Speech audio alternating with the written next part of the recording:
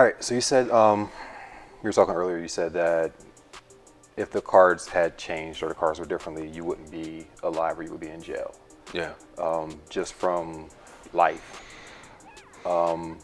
Knowing that, how do you have two daughters as well? Well, three daughters now, Yeah, Noelle three. Yep. included. How do you help guide them in the right directions, knowing where your life has been? Well, fortunately for them, their lives have been a whole lot better. They didn't grow up seeing abuse. They didn't ever have to come home and not worry about not having any food to eat, or the lights being turned off, or living in conditions where you had roaches and all that type of stuff. So fortunately, they did live in those conditions. Unfortunately, because me and their moms didn't work out. Being a single parent. I've tried to be there as much as I could along the way financially. Now, this is where I'm wrong, and this is part of me becoming the man that I am. I get a lot of credit, and I've gotten a lot of credit for many years for being a great father. People looked at me and like, oh, you got a great relationship with your daughters, like even for the last 10, 15 years. And I'm still learning how to be a great dad. Yeah. I'm still learning how to, because nobody taught me, So I made mistakes along the way. But I've always offered my advice. I've always offered my transparency and letting them know who I was and what I've done in my past, even before writing the book, the type of person, type of man that I was, to help them, especially when they came to their dating lives as they got older, whatever. I had to realize that being a dad wasn't just about a checkbook, wasn't just about a bank account, wasn't just about getting them what they needed, what they wanted, but my time. And so that has been a long way. So now they understand, and I think I expressed to them, but I don't think we had that type of relationship where they felt comfortable enough to be able to come to me and ask me. I could talk to them and tell them that, but it would be embarrassing if hey, you like this guy, or whatever. They wouldn't open up to me. Now they're opening up to me. All three of my daughters. I have great relationships, obviously, with them, and I think I talk more about personal stuff with my bonus daughter, Noelle, than she does with her own mom, to be honest with you, because we had that relationship. But yeah, so I'm there for them because of the things that I've gone through and the mistakes that I've made. I can teach them, give them a better roadmap so that they don't make the same mistakes, or they don't run into the same type of guys that I used to be. Yeah.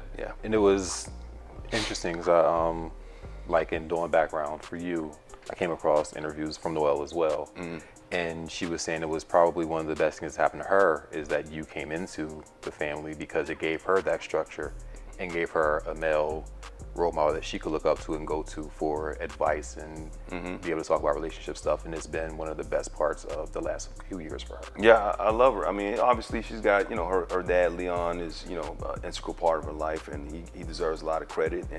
But whenever she needs me to be there for her, if she ever needs anything, she can come and talk to me about everything. And, we've had discussions, and sometimes I'm like, no, I don't want to hear this, but she feels comfortable enough to tell me that type of stuff. And since she, entrust me with, giving her that type of advice, I make sure that I'm on point when I give it to her. Yeah, absolutely. So when you have the life that you've had from childhood through early adulthood, you said it affected your ability to have substantial relationships for an extended period of time. When you look back at that, is there anything that you would see now that triggers that feeling? I think I couldn't trust anybody for a long time, and that was because I couldn't trust myself. Like I said, I didn't have a proper male role model in my life. My cousins, one of the reasons I went into the military is because of them, but they were really never around. My brother didn't grow up with me. The male role models I had in my life were alcoholics, abusers, whatnot. I learned from their mistakes. My biological father was never a part of my life.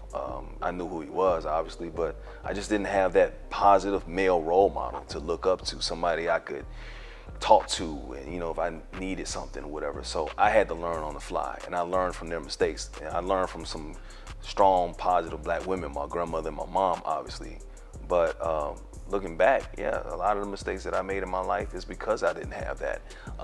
And no, I think what I've learned through therapy is that I'm enough.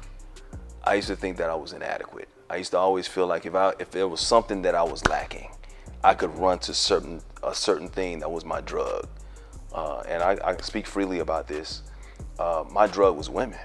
My drug was if I felt like something was going wrong on the job, if somebody didn't like me on the job, if I wasn't making enough money at the time, if there was somebody that was kind of putting me down or made me feel a certain way, if there was certain criticism I got, where was my drug? Where can I run to where somebody's gonna make me feel good and make me feel like I'm strong and whole again? Yeah. And that was women. And I had to learn that. So I would flirt, I would do things, I would have them say some things to me to make me feel like, okay, to build me up. And I had to realize over a period of time, especially, being in relationships over the years, whatever, a long time ago, that's what I would run to. Because if I wasn't getting it at home, I had to get it from somewhere. Somebody had to make me feel whole. And then once I went to therapy, Rashod, I realized that I don't need that to be whole. Now, my happiness has to come from within. I have to be happy. I have to make myself happy. Nobody can do that for me.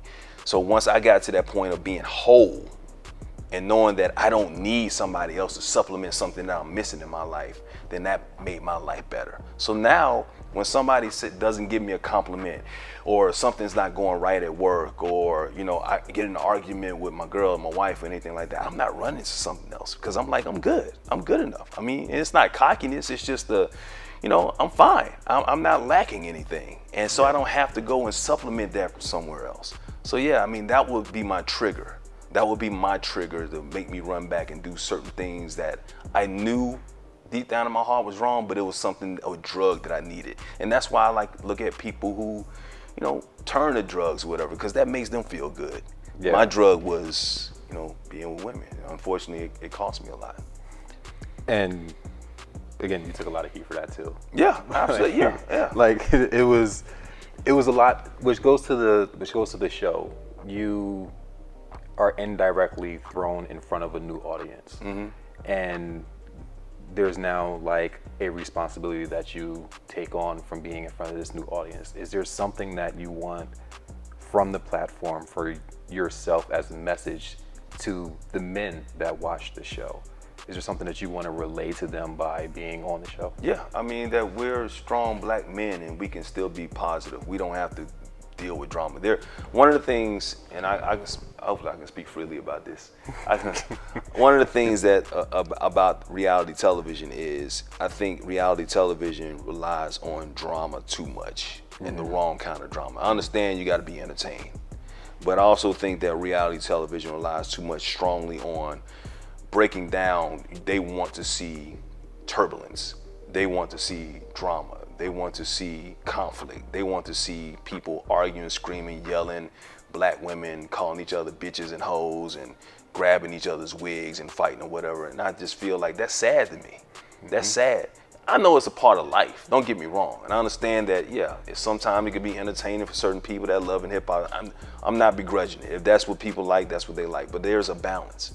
Yeah. There has to be. We're not like that. We're not all like that at all. And there needs to be that representation there. One of the reasons why I love my wife so much is that she's been able to be on a reality show on the Real Housewives of Atlanta for 11 years, I believe, and represented herself well. Yeah. Never any scandals, nothing big. You know what I mean? Just she showed her life. She is who she is, and her brand is intact. Yeah. That's damn near impossible to do that on a reality show for that long. Yeah.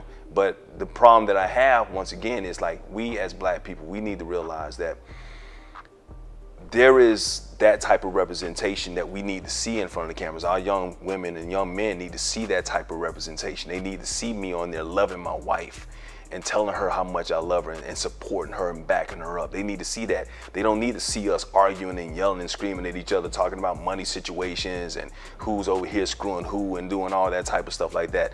I understand that's part of life and people see it, but we need to see the other side of it as well so that we can be properly represented, and then the young people growing up and say, I want to be like Cynthia, I want to be like Mike, I want to be like them. That's what I want to, and stop calling it boring. Stop saying it's boring. Doesn't that bother you? No, honestly, the whole situation bothers me. that bothers So, you. Yeah. I think that you have so many people who have so much dysfunction that when you see something that is actually functional, it doesn't make sense to you. And they think it's fake. Yeah, That's so another thing. You need something about that to be wrong. Yeah. Like, something has to be messed up in here Yeah, because it can't be right. And they're looking for something to be messed up. No, it's not messed up. It is who it is. Oh, that can't be real. They're doing that for the cameras. That's a storyline. Well, no. Right. I'm not. One of the things you got to understand about me, when you know me, is that I'm not doing anything just for cameras. I'm not doing that for a storyline. When I met Cynthia, when I first got on the show, before we even got on the show, and yeah, I understand supporting her and being there for her, but I also took it as, okay, it's her job, it's my job to be on the show with her, right? So I take that as a responsibility. But I was not going to go on that show. I didn't need that type of exposure unless we were going to be in a serious relationship. Yeah. And I told her that. I said, we can date, but I'm not coming on that show unless we're in a serious relationship. If we're in a serious relationship, then if I'm a part of your life, a real part of your life, I'll do that. And she wouldn't have it any other way. So she's never been fake. She's never been one of those people. She's Cynthia Bailey. She's gorgeous. She don't need to hire men or all that type of stuff, somebody to come and support her on the show. I gladly came on the show to support her because I support everything that she wants to do. But if I'm going to put myself in that position, if I'm going to be on that show, I'm going to do it my way. I'm going to do it the right way. And that's why you've seen sometimes I've cut the camera off several times. I've seen. Yeah. I'm like, you're not going to see me. I'm not going to show you this. But I think it's important because there's a part of relationships that need to remain private. Yeah. So everything isn't for a rating. And when you do that, it brings a different level of drama into your relationship. Yes. Because now everybody has an opinion on your situation. Yep. So some stuff, it's nobody else's business. Yeah, and and everybody, understand as when you're in the reality show world that you got to show certain parts and aspects. I get that, and I've always told people, I was like, we're gonna show you a little something. We're gonna show you a lot. We're gonna take you inside and give you, but you're not gonna get the complete details of everything because nobody gets the complete details. Yeah. Anytime you're in a relationship with anybody, the best advice I can give anybody is like, you gotta have a bubble. If you're in a relationship with somebody, you don't let your mom in, you don't let your brother in. They don't need to know all that shit. Yeah. That needs to be between you and your spouse. Yeah. That's it. Because once you forgive your spouse, your parents and your family, they still sitting on it. Yes. And it's like, nah, because you that heifer that made that, whatever. And it's like you now have to continue dealing with something that you've let go. Yeah. And they looking at you like a fool when you take them back. Yeah. Because you can talk, oh, blah, blah, blah, he's this, he's that, or she's this, she's that. And the next thing you know, y'all lovey-dovey a week later. Right. And then you complain again. You take them back. Then you look crazy. Like, why? Now they don't like her. Yeah, they don't even like her. They don't like her and they don't want you calling them no more. And I don't want that energy in my life. I don't need that energy, man. Who needs that type of energy? So, yeah, I mean, that's part of what we do, but that's only a part of who we are. Yeah. The reality show world or whatever. What you see on the air is who we are. Don't get me wrong, because I'm not faking for anybody. I don't do that shit. I just don't do that. Excuse me for cursing. I just don't. You're good. I don't fake. I'm not gonna be a faker. What you see is, so if you don't like me, you just don't fucking like me. You just don't. But if you do, that's who I am. Yeah. And I'm gonna be for somebody. But once again, it goes back to I'm going to be me, regardless of whether you like it or not. As long as I'm okay with God, yeah. If I can look myself in the mirror and say my conscience is clear, I'm good. Yeah, that's important. So recently, we lost Greg. And you made a post and you said Greg was the first person that prayed over you and Cynthia's relationship. I guess with the difficulties that we saw as audience between the relationships, the two couples, were you able to maintain a sort of relationship with him? Is there? Yeah, I never had any problem with Nene or Greg or any of them. I mean, what Nene and Cynthia went through, once again, that's their friendship, that's a relationship. I never begrudged anything when it came to Nene. She always supported, when I was around, she always supported. Greg was just an amazing man. Yeah. like I said, the first time that we actually came out and told everybody that we were a couple was at my birthday celebration. And it was like, wow, introducing Mike. They had heard so much about Mike or whatever. And he just said, you know what, in the middle of the party, say, hey, you know, I'll cut the music off. I want to pray for you guys. And he just sat there and he prayed for us. I'm talking, and it was almost like, it was such a beautiful prayer that my friends kidded me about. It's like, you know, y'all married now, right? It's like, that was, y'all just had a wedding ceremony. He was just the minister that he just married y'all. But I'll always remember that. Yeah. Because he basically said what I said, you know, keep people out your business, whatever, and keep God first, and don't allow anybody to come between the two of you. But he also gave me advice, you know, when she wasn't around, you know, with the other guys. He was always like, he's the OG of the housewives when it came to the men. Yeah. And when it came to not getting into anybody's business, that's why I'm not butting in women's business when it comes to that type of stuff. I know how to moonwalk the hell out of that situation. I give you my eyes, I give you my little, okay, that's what's going on over there. I'm gonna shut the hell up, I'm gonna go over here. You know what I'm saying? But He said that this show is not your show. This is the Real Housewives of Atlanta. That's their show. Yeah. So I'm there to support, and the rest, I'm done with it, man. So as long as she's on the show, I'm there to support. After that, I'm good. And the days when she decides to leave, when she decides to walk away from the show, we're gonna walk away together, hand in hand. Cool. But Greg is my guy, and he'll always be a big part of me. So rest in peace. Yeah, absolutely. What do you want next? Like, what do you want your legacy to be? I want to create that legacy. I want to create a dynasty, and I will create a dynasty. You know, and that's not being cocky. That's just me being confident. God has something inside of me. And I say this all the time, that I have not reached my full capacity. That's why I always tell people I'm not successful. I've had a lot of success, but I'm far from successful. Yeah. So successful to me means fulfilling your full capacity. And I'm only about 40-45% right now. There's a lot of things that's going on in my life that I want to go on, that I feel like the next 20 years are going to be the best 20 years of my life. And I want to build something that I can leave for my children's children to pass down for future generations. It's about generational wealth, but it's also about access. It's also about, you know, having a certain amount of influence to change the world. Yeah. And my goal is to change the world, to do whatever I can to change the world, to make it better. You know, it ain't about just flying around in private jets and having big mansions. Everybody wants that. Yeah, obviously I want that, and I'll have it. We'll do that. We'll live and we'll succeed or whatever. But my goal is to make a difference in society, to bring people together, to show people that there is love, to show people there is harmony, to be positive, to be peaceful.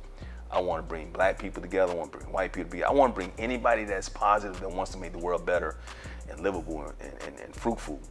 That's my goal, is to create these legacies and foundations and help kids who were just like me growing up, seeing abuse, didn't have enough money in their pocket for lunch at lunchtime.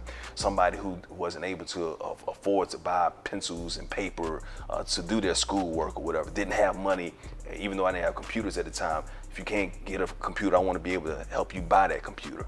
Yeah. Those are the type of things that I want to do, and I will do. And that's what we're going to do together, walking hand in hand. So that's my legacy. That's my goal. Those are my influences, and it's going to happen. It really is. Nah, it's gonna happen. It's going to happen. You already got a roadmap. You got to manifest it, man. Yeah. You got to manifest it, and it's done. It's already written. Yeah. I already feel it. I don't know what it is, and people may think I'm crazy when I say it, but I feel it. I know it's going to happen. I'm going to change the world. I'm going to do my part to change the world. Love it.